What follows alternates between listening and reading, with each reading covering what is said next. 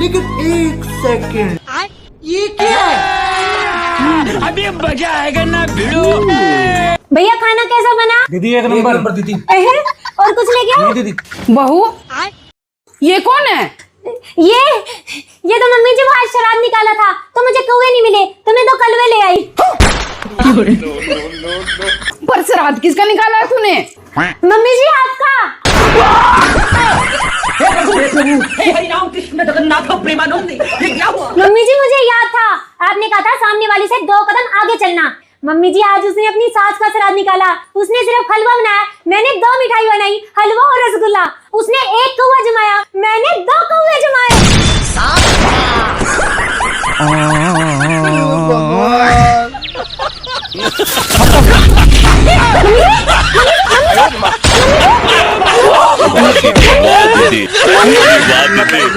दीदी